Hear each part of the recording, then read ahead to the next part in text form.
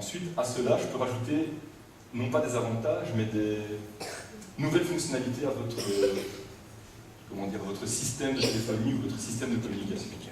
À savoir, le fax to email, par exemple. Donc, comme on va pouvoir le voir sur la vidéo, nous avons un secrétaire qui va devoir envoyer un fax à un fournisseur, par exemple. Donc là, on a un fax classique. Une fois que le fax est parti, on se retrouve chez le fournisseur qui, derrière son ordinateur, reçoit un mail avec un attachement. Le fax que le secrétaire nous envoie. Évidemment, on comprend facilement que grâce à ça, il y a aussi une économie de papier qui sera faite, puisque le fax n'imprimera plus rien. Ensuite, on a l'email to fax. C'est le contraire de ce qu'on vient de voir. C'est la personne derrière son PC envoie un fax via son PC et l'autre personne le reçoit selon son système, soit sur un fax classique, soit sur son PC.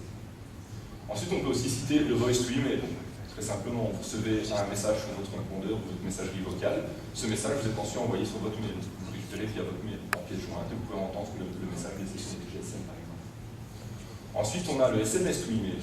SMS to email ou bien mail to SMS qui peut sembler peut-être un peu bizarre comparé aux autres, mais qui peut avoir une grande utilité, par exemple, pour les personnes qui sont souvent en déplacement. On peut imaginer un logiciel très performant et très évolué, qui, si la personne se trouve au bureau, enverra un mail, mais une fois que la personne sera en déplacement, enverra un SMS. Et inversement, pour le retour. L'IVR, donc là c'est la... En français, je reviens plus dessus.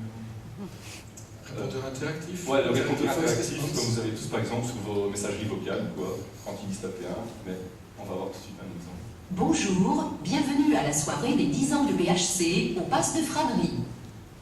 Pour continuer la présentation, appuyez sur 1. Pour recommencer la présentation depuis le début, appuyez sur 2. Pour passer directement au buffet, appuyez sur 3. C'est juste une démo. Je vois M. Boucher là qui appuie sur 3. Non, c'est une démo. Je vois qu'il y a certains qui sortent le PSM, c'est un exemple. Alors ensuite, une nouvelle possibilité, c'est par exemple la vidéo to email. Par exemple, on prend un simple cas, vous avez un parlophone avec une caméra, une personne est venue sonner, il n'y avait personne, la personne enregistre un message. Ce message va arriver sur votre email, mais en même temps, vous aurez la vue de la personne, puisque la vidéo va enregistrer la personne qui s'est présentée à votre domicile, par exemple à une société, devant l'administration, ou le fournisseur qui n'a pas pu avoir quelqu'un pour l'ouvrir la ligne. Autre possibilité, la vidéotéléphonie. La vidéotéléphonie peut sembler un gadget quand on en parle comme ça, mais peut s'avérer utile dans des situations comme on va l'avoir sur la vidéo maintenant. Donc par exemple, deux personnes qui ont un souci, ce téléphone, elles se voient mutuellement. Donc par exemple, une des deux personnes a un souci, explique son problème à l'autre. Et l'autre doit lui montrer par exemple un élément qui n'est pas fonctionnel, ou une pièce qu'elle aurait oubliée. Alors pour éviter le oui c'est rond, c'est petit, c'est grand, c'est rouge, c'est bordeaux, c'est violet, on ne sait pas comment. Là, par exemple, on peut bêtement le montrer directement à la caméra du téléphone. C'est peut-être un des exemples comme ça, mais bon, on peut imaginer bien d'autres applications. Et enfin, pour terminer, pas le moindre de tout, la vidéoconférence. La vidéoconférence, c'est pas ce qu'on peut faire avec MSN ou Skype, c'est vraiment une application très évoluée et très au point qui permet par exemple à des personnes situées sur différents sites en Europe, par exemple, on peut imaginer des collaborateurs à Londres, à Paris, je sais pas, à Amsterdam, le siège social se trouvant à Bruxelles. À un moment, on veut réunir tout le monde afin d'avoir une conférence importante de tout le service, par exemple, tout le département. Grâce à la vidéoconférence, on pourra avoir tout le monde réuni au même endroit, virtuellement pour certains, et pourront participer à cette vidéoconférence de la même façon que les autres qui sont présents là. Donc on va avoir une vidéo pour exemplifier tout ça. Dans ce cas-ci, la personne est en vidéoconférence au travers du téléphone qu'on a vu précédemment posé sur la table, qui a un écran pour vous montrer la personne distante et une caméra intégrée.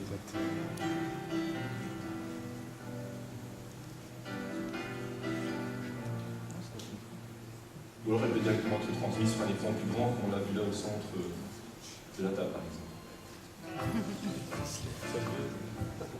Voilà une autre application de vidéoconférence. Voilà. D'ailleurs, à la sortie, vous pouvez voir, nous avons deux téléphones pour ceux qui voudront tester la vidéoconférence. Merci Grégory. Tout ça est bien beau, mais finalement, qu'est-ce que BHC peut vous apporter? Quelle est notre offre? Qu'est-ce que nous pouvons vous proposer de plus, de mieux ou de différent que les autres fournisseurs de téléphonie ou les autres fournisseurs de communication unifiée? Tout d'abord, nous allons pouvoir vous faire une analyse approfondie de vos besoins.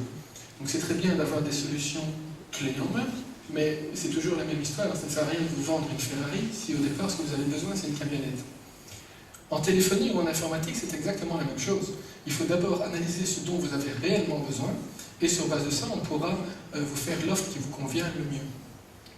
Mais ça ne s'arrête pas là. Il faut également qu'on puisse, c'est aussi notre responsabilité de vous proposer des solutions innovantes. Vous connaissez vos besoins, mais vous ne connaissez pas les possibilités techniques.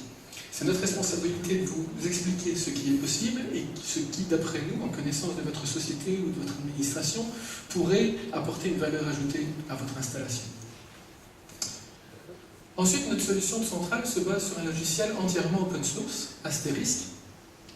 Alors l'open source, on va le voir, on va en reparler par après tout au long de la soirée, ça sera peut-être un petit peu le fil rouge de la soirée, c'est en tout cas le fil conducteur de notre travail depuis de nombreux mois chez BHC.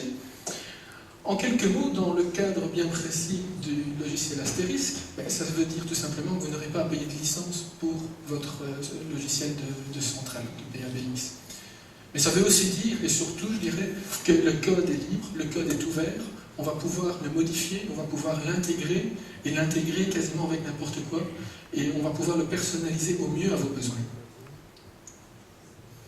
Alors nous proposons aussi une vaste gamme de matériel. Nous ne travaillons pas uniquement avec un seul fournisseur, nous avons de nombreux fournisseurs qui proposent du matériel de qualité, et ceci va nous permettre de, en fonction des cas différents, des besoins différents de chacun, de proposer le meilleur matériel. Nous travaillons notamment avec un fabricant belge, oui, c'est rare mais ça existe, qui fournit véritablement du matériel de très très haute qualité, et vous pourrez d'ailleurs le découvrir dès la sortie de la salle. Il nous fait l'honneur d'être présent aujourd'hui.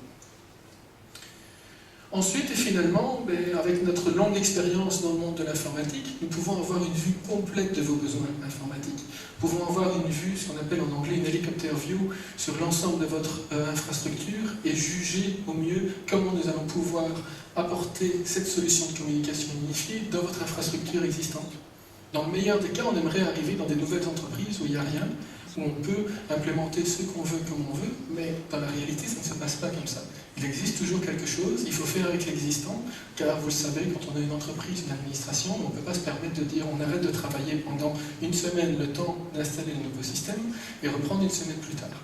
Et tout ça, aujourd'hui, on va pouvoir vous l'apporter, et avec surtout, encore une fois, une vue d'ensemble. Et c'est ça qui est le plus important, aussi dans une solution de téléphonie, une solution de communication unifiée, parce que je connais énormément de cas où on a des fournisseurs de téléphonie qui arrivent avec leur centrale et qui n'arrivent pas à brancher leur centrale tout simplement parce qu'ils n'ont pas la prise qui correspond. Ou des fournisseurs qui arrivent avec leur 100 téléphones pour les brancher, il n'y a pas de switch pour les brancher.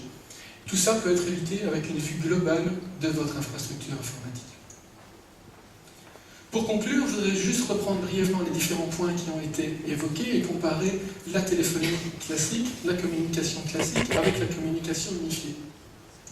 Alors on l'a vu dans le premier cas, on a différents câblages, alors que dans le cas de la communication unifiée, on n'a qu'un seul câblage qui est le câblage informatique. Ensuite, on a un coût d'installation élevé, il n'est pas plus élevé parce que c'est une technologie ancienne ou différente, il est plus élevé tout simplement parce qu'il y a différents modules pour installer cette communication unifiée. Vous avez besoin de différents appareillages, ce qui n'existe pas en communication unifiée, tout simplement parce que vous utilisez uniquement votre réseau informatique existant, parfois d'ailleurs. Des frais de maintenance très élevés, tout simplement parce qu'encore une fois, il y a une multitude d'équipements ou de câblages différents, mais aussi on va le voir parce que souvent vous pouvez être lié avec un fournisseur en particulier. En communication unifiée, les coûts de maintenance sont vraiment très très fortement réduits, tout simplement parce que l'installation est beaucoup plus simple à maintenir. En communication classique, on n'a aucune flexibilité. Donc si vous avez par exemple une prise RJ11 sur laquelle vous êtes habitué à mettre un téléphone, vous ne pouvez pas y venir y brancher un PC. Inversement, si vous avez une prise de télédistribution, vous ne pourrez jamais venir y brancher un téléphone non plus. Avec la communication unifiée, tout ça devient possible. On a un seul type de prise sur lequel qui peut accueillir n'importe quel type de média qui va servir à de la communication. En communication classique, la plupart du temps, vous êtes lié à chaque fournisseur, lié non seulement contractuellement, évidemment, mais vous êtes lié aussi par la technologie.